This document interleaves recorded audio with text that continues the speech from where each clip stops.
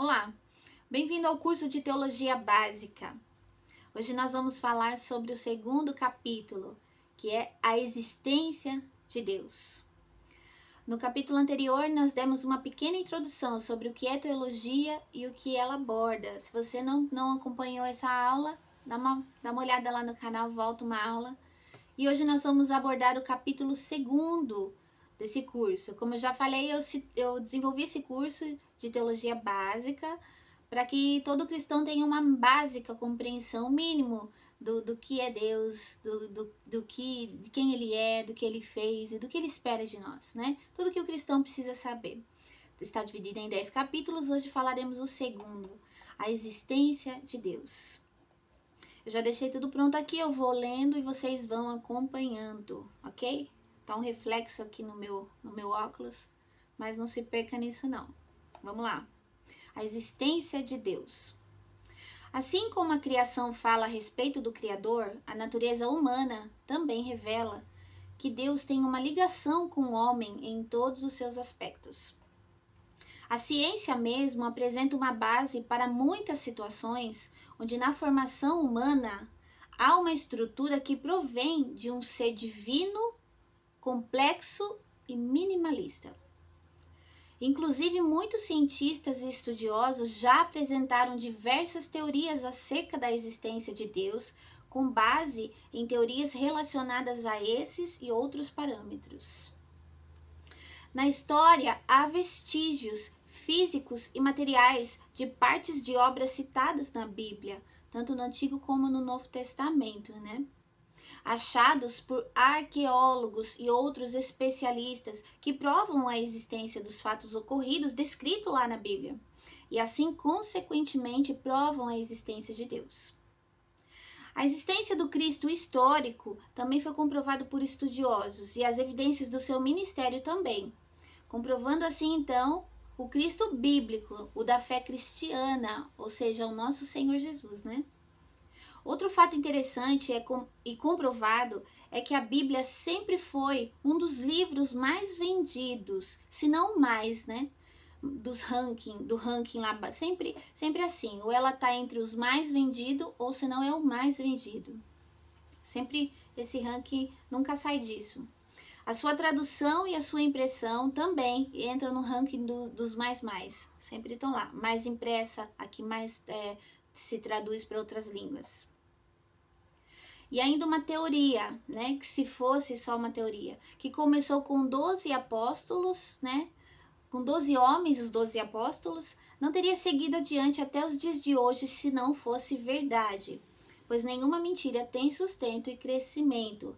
Aí outro fato, né, que prova a existência de Deus.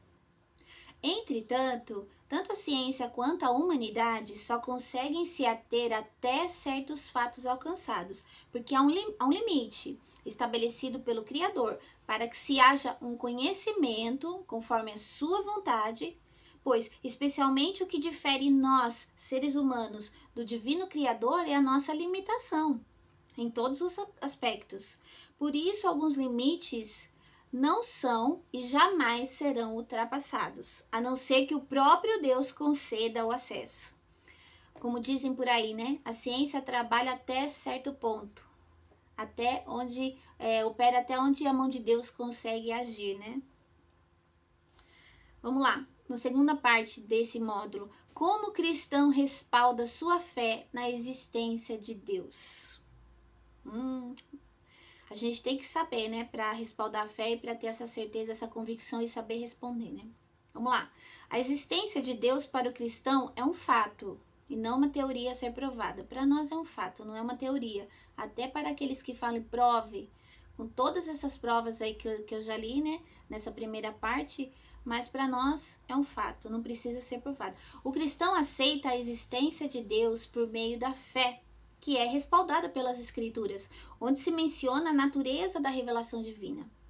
E como a Bíblia é o manual de vida a seguir para todo aquele que crê em Deus, ela, portanto, traz a verdade apresentada pelo próprio Deus acerca da sua existência e do seu propósito. Na visão do cristão, a existência de Deus é algo além de vê-lo ou senti-lo. Há uma certeza pela crença na palavra e até mesmo por experiências pessoais. Quem é cristão genuíno sabe do que eu estou falando. Quem conhece e tem um relacionamento com Deus sabe como isso se desenvolve. E a Bíblia mesmo apresenta muitos fatos de momentos em que Deus se relaciona com as pessoas de uma forma única e individual, dentro de um determinado propósito. Sim, tudo que Deus faz tem um propósito.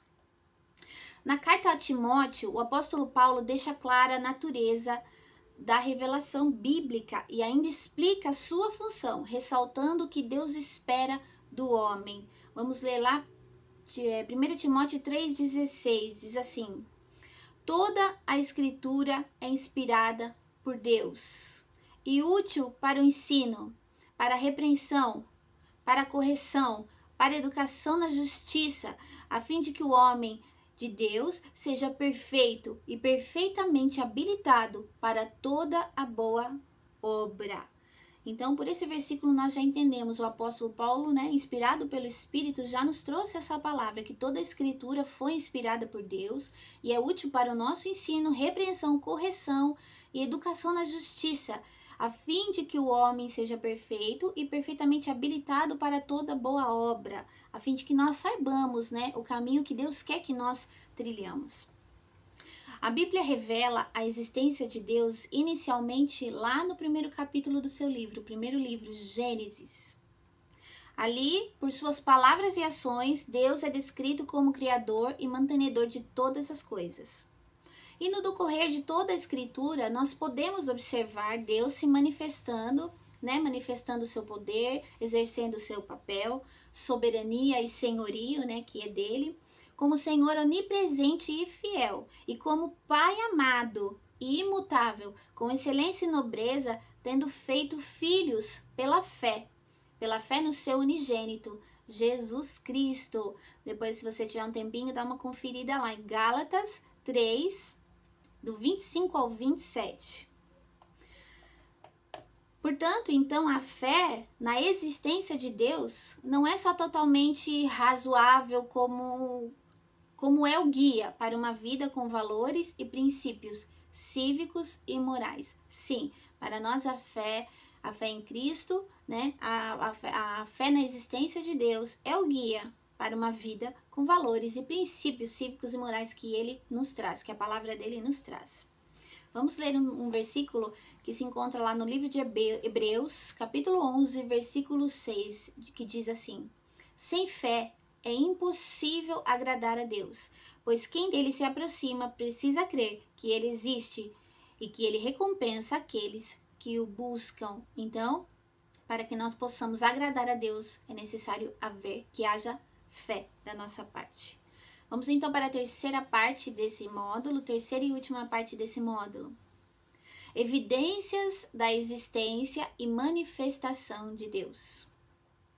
Já vimos que Deus só pode ser conhecido se ele quiser se revelar, E ele também, como eu falei, é quem estabelece os limites e os meios para uma manifestação com o homem, de acordo com a vontade dele e com o propósito que ele tem. No início da criação, Deus se revelou ao homem, assim que o criou, E o relacionamento de Deus com ele, com o homem, Adão, o primeiro homem, era direto e pessoal. Deus não só se fez conhecido do homem, como deu também para ele autoridade sobre todas as criaturas terrenas, bem como a função de dar nome aos animais e lhe fazer uma companheira adjuntora, a Eva. Isso daí está lá em Gênesis, capítulo 2, do versículo 18 ao 23. Dá uma olhada lá, se você tiver um tempinho. Porém, com a queda do homem, pelo pecado, esse relacionamento foi quebrado. O homem foi afastado da presença de Deus e a partir daquele momento, Deus foi se revelando ao homem de maneiras diferentes. Quem conhece a Bíblia sabe como foi o desenvolvimento, Então, dadas as circunstâncias da maldade humana e das condições de vida que viviam, uma vida longe de Deus, o homem tinha muita dificuldade em entender e se submeter a Deus. Exatamente, o pecado entrou, a obediência, a submissão a Deus era muito difícil de entender. Por isso, então, a existência de Deus passou a ser questionada por muitos. pois a humanidade, no seu egoísmo e maldade, se inclinava para o pecado com facilidade e criava para si deuses falsos, a fim de tentar satisfazer algo que só seria preenchido pelo Criador. Isso foi isso que moveu, né? Essa maldade, esse egoísmo humano, o pecado. Mas Deus, na sua onisciência, sabia que isso iria ocorrer, claro, e foi seguindo com o curso estabelecido por Ele mesmo, desde antes a criação. Outro versículo para você consultar também. Efésios, capítulo 1, do 4 ao 10. Dá uma lida lá que você vai conseguir entender isso que eu estou falando. Afinal, tudo sempre aconteceu com a permissão de Deus. Claro, sua soberania é inquestionável. E na sua eterna bondade, sim, porque Deus é bom, ele sempre trabalhou em função de oferecer, em amor, várias chances ao homem até oferecer o seu bem mais precioso, Jesus. Partindo então dessa premissa, podemos definir a maneira como Deus se revela. Através das manifestações de Deus, as pessoas chegam ao conhecimento da sua existência. Ele se manifesta e as pessoas chegam a esse conhecimento. E esse conhecimento faz com que a existência de Deus seja testificada pelo Espírito do homem, trazendo assim a certeza da existência de Deus em seu íntimo. O Espírito de Deus se comunicando com o Espírito do homem traz a certeza da existência de Deus aqui no seu íntimo. Os atributos invisíveis de Deus também trazem ao homem a necessidade de crer no Criador, já que alguns dos atributos de Deus são compartilhados por ele conosco, com a natureza humana. Deus ainda também se manifesta pelo desenvolver das coisas da natureza e da história. Contudo, uma maneira mais direta da sua manifestação para o homem é aquela que se dá por meio da qual o homem conhece e aceita a revelação que Deus fez de si mesmo através da sua palavra, a Bíblia, pela ação do Espírito Santo de Deus na pessoa de Jesus Cristo, o nosso Senhor. Vamos ler 1 João 1, 2. Porque a vida foi manifesta e nós a vimos e testificamos dela. E vos anunciamos que estava com o Pai e nos foi manifestada. A vida de Deus nos foi manifestada. Nos é manifestada através da pessoa de Jesus Cristo. Ok?